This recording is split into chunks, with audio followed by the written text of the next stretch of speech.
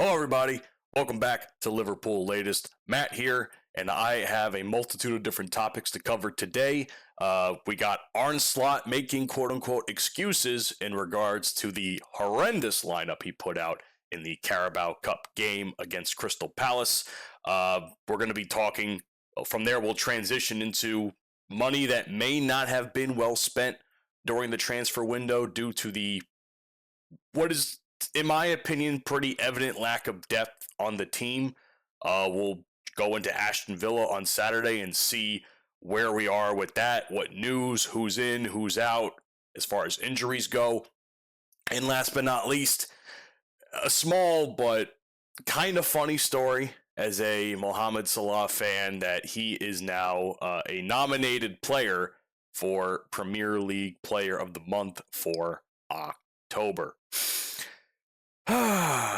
Man, the pain just keeps on coming. The more I do these videos, the more I see the common trends that show up after every day in regards to the news. And it seems as though, once again, we have to discuss Arne Slot and, again, what was a horrendous lineup, one that everybody criticized in some way, shape, and form online. Most of them were either fringe players or academy youngsters, and obviously, as we all know, we lost 3-0 against Palace in what was probably a humiliating defeat. I mean, I know he'll go on and say things along the lines of, the Carabao Cup's always been for, young players to show off and things of that nature. But at some point, I just don't necessarily believe that. When you take off senior players like Van Dijk, Konate, Szoboszlai, Gakpo, Wirtz, Salah, and TK, who I still think should have played in some way, shape, and form, along with Chiesa, that doesn't really, that shows the fans that you're kind of throwing the game. And it seems like fans got really upset yesterday because I saw a photo going around of Andy Robertson basically like apologizing. He was doing this. He was like apologizing to the fans that were in attendance, going, sorry guys, we fucked up, we sucked, and it's bad. It's there's no excuse for it. But for some reason, once again, I'll go into Slot's defense of his decision. Argued that it's traditionally been used to give academy players a chance. He also went out of his way to compare the approach to Manchester City's rotation, implying that Liverpool has a lack of depth, or that the squad depth is severely overstated. And listen, man, we only had a couple of injuries. I mean, in the grand scheme of thing, we had 6 injuries, okay? But you mean to tell me that we couldn't put at least a couple more stars out there, or we couldn't find proper replacements for the ones that we did not play? So I don't know. He's also going on saying that the fatigue was a factor, and maybe this loss helps us in that matter. One less game to play throughout the course of the season for a tournament that, arguably is or is not important. Granted, I went into this in the last video. It's important to me as a fan, but he does go into a quote that says, "It's a new challenge to play in the Premier League and Champions League, 3 games in 7 days. Our squad is probably not as big as people think." Come on, man. Come on. You can't be serious, right? I mean, with all that money we spent, I'll get to that in a second. But Stephen Warnock from BBC accused Slot of making these excuses. He claimed the coach admitted indirectly that the summer transfer business was not good enough, and that argued that the top clubs must handle congested schedules, and Liverpool should expect to play every 2 to 3 games, which I completely agree with.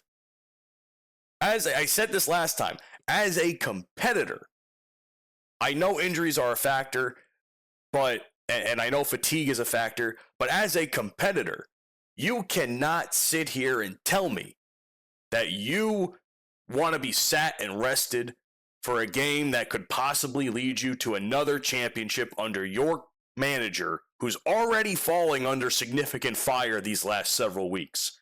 I mean, a win against Crystal Palace could have been what, in my opinion, would have been a great momentum changer for the team. Eliminate Crystal Palace, who's already beaten the shit out of you over the course of the last course of the season. You know, Community Shield in the first game of the Premier League that we played against them. I don't know how you can defend this. I don't. I can understand why people are angry at Slot and the team for the decisions that they're making. I mean, Pat Nevin, who's an ex-Scotland international player, he also said that he thinks that Slot made it clear that the Carabao Cup was not a priority, which I think any chance to win a championship is a priority, as I've been saying. And he says the fans will have to accept the decision that the only results that really matter is against Villa, Madrid, and City in the next week. And I agree, but I also disagree for the reasons I just stated.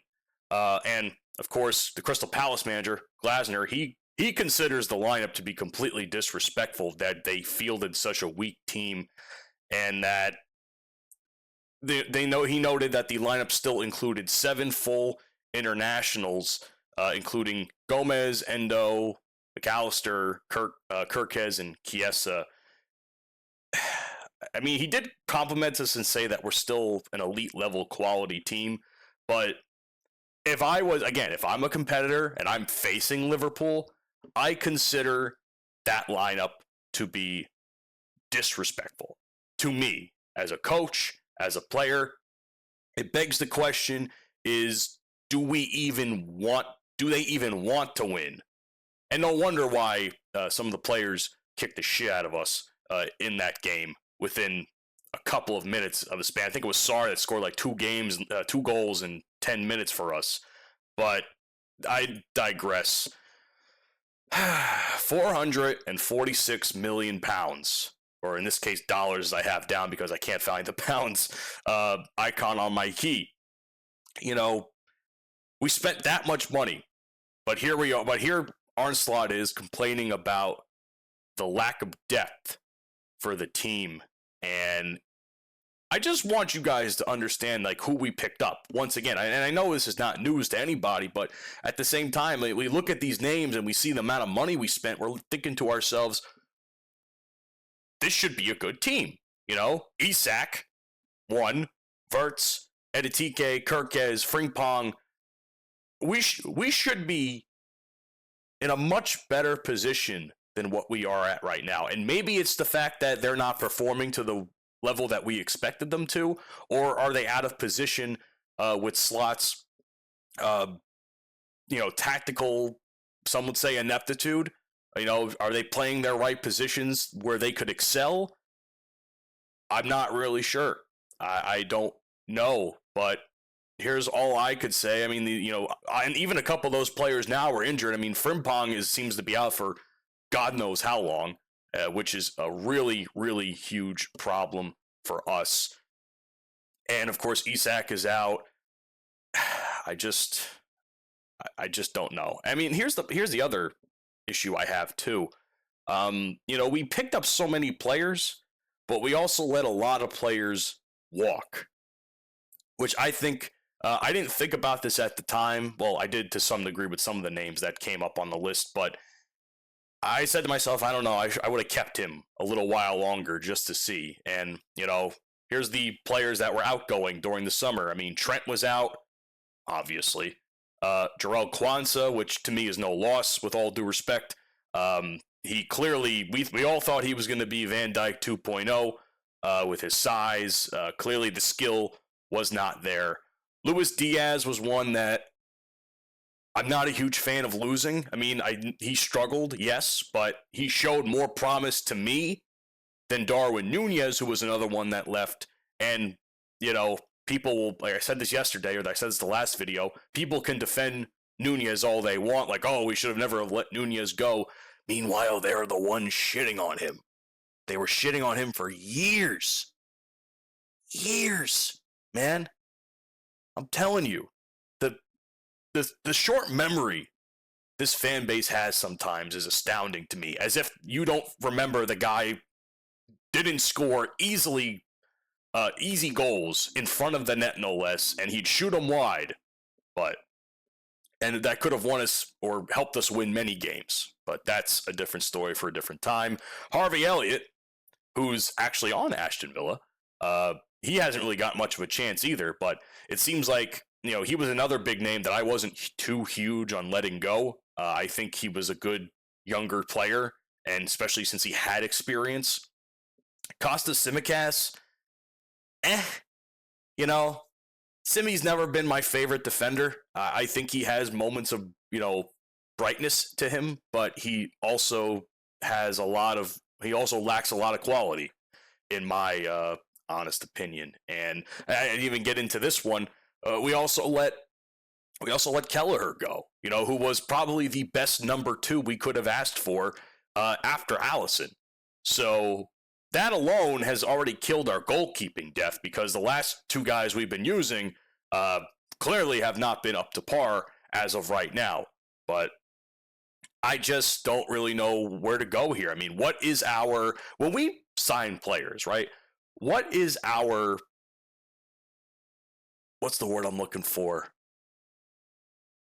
What is our idea when it comes to scouting? Like, is it like a scouting issue? Is it like a team issue of how what we're looking for? Because it seems like the more and more we play games, the more and more I feel like we're just spending money to spend money, and that FSG is trying to beat the allegations of, they never gave Klopp anyone to sign, and they decided that now that we've won the league, we can throw any amount of money we want to at other players, which I think is ridiculous.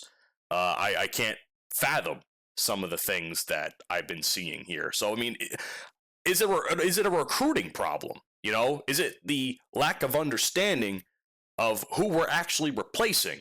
One thing I saw was, are we replacing players to get better, or are we replacing them for like 1-to-1 replicas, where we basically fill a spot on the roster, but they're not nearly as good as we thought they would be, or they're about as good as the previous guy we let go. I don't know. And I think that's going to be a problem coming up for Liverpool in regards to Aston Villa. This is the first of 3 games that, like I've said, is going to be determining the future of this club for the foreseeable future. Many players think that, or not players, but many people in media believe these next 3 games are going to determine if Slot even stays by Christmas time. Hell, at this point, even Thanksgiving, let's be honest with you. We do have a couple of injury updates. It seems like Gravenberch might have a good chance of returning. I don't know for a fact. Isak is still doubtful. Curtis Jones is still doubtful. I'm actually surprised Curtis Jones is hurt to the extent that he is, because he didn't look like he was that bad in the last game against Brentford. So this injury to me is like so astounding as to how bad did he hurt himself. But of course, Becker is still out. I'm still expecting him to come back in the next week or 2, hopefully, God willing. And Frimpong and once again, Giovanni Leone, who we all know he's going to be out for the season, but they still list him as out. It's like, come on, take him off the list, man. Take him off the list. It makes no fucking sense. So good news is we have a couple players that might be either making substitutions as a return or possibly starting. I don't know, but we'll see what happens with that. I also think we need to field a better team. I think, personally speaking, if we do not field the absolute best lineup we can, we're screwed. And that kind of goes without saying, in my opinion, but they have to. After such a humiliating loss, at home no less, you can't not field the best possible team you can try and field right now. Especially with a, obviously weaker opponent in Villa, I feel like we have to make an absolute statement against them. We have to score nonstop. We can't even concede, if you ask me. Which we've been having a real problem with, if you guys haven't realized, conceding goals within oftentimes the first 10 minutes of a match, we're going to have to fix that. And we're going to have to really show out and show dominance right away. We're going to have to definitely put out the best squad possible against Madrid, considering Trent's going to be coming back, and he seems like he's going to be starting, considering that their first option is out at right back, and then City away. So these next 3 games are important, man, but Villa is the game that's going to determine these next. I think Villa is going to be the game that really needs to be the momentum-filling game, okay? We can't lose to Villa and then go into Madrid thinking, hey, we could win this game. We can't lose to Villa and Madrid thinking, okay, we're going to go into City and we're going to win that game. It's not possible. I mentioned this as a competitor. As a competitor, you cannot, you should not, you will not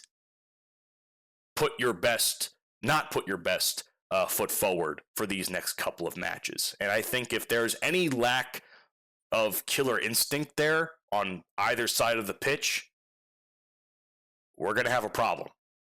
We're going to have a big problem, and Slot might not have a job by the end of this week. And I'm being dead ass honest with you guys. I am a firm believer that this week is going to determine if Slot continues to be manager or not. I don't want him to leave. I like him. But at the same time, there's a lot of flaws there that are showing right now that are going to hurt us. And last but certainly not least, in regard to the Villa game, it seems like Georgi Mamardashvili is rested enough after, after not playing against Crystal Palace, and where he's going to be starting against Villa allegedly. So, I'm so excited. Like, come on, man. This guy's clearly hasn't been doing too much for us. I mean, he had some great saves in Brentford, don't get me wrong, but Jesus Christ almighty, this guy's a character, let me tell you. I'm not a big fan. I said this yesterday and I'll say it again. You cannot replace someone like Alisson Becker. Once he goes down, he is a player that is irreplaceable. No matter how many people you have in his spot behind him. The only person that was up to par, again, in my opinion, was Kelleher.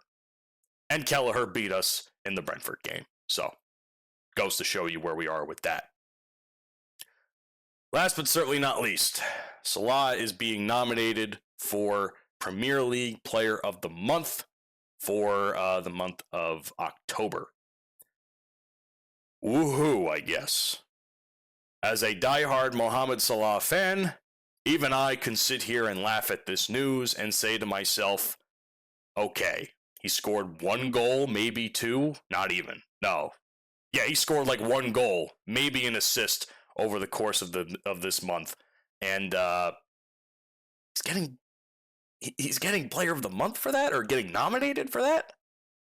I don't know how many other options there are out there. I'm not sure what the qualifications for getting this nomination are, but you ask me, he's like bottom of the barrel when it comes to this nomination. I mean, there's like probably 10 other players that are ahead of him that are probably going to get that. That should get that. I mean, Salah getting Player of the Month to me is almost laughable. It's laughable news. This is what this is to me. I'm just getting nominated for Player of the Month. I keep making it out like he's winning, but the fact that he's even getting in the conversation is laughable to me, personally speaking.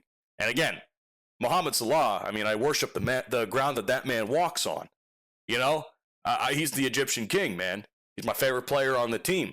But even I could sit here and I can sit here and criticize him just as much as the next guy does. So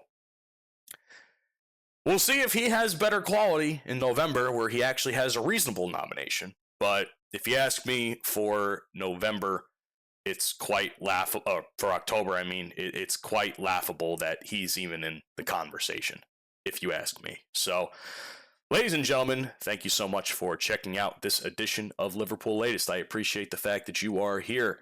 Subscribe to the channel, leave a comment, let me know what you think down below. And as always, you'll never walk alone.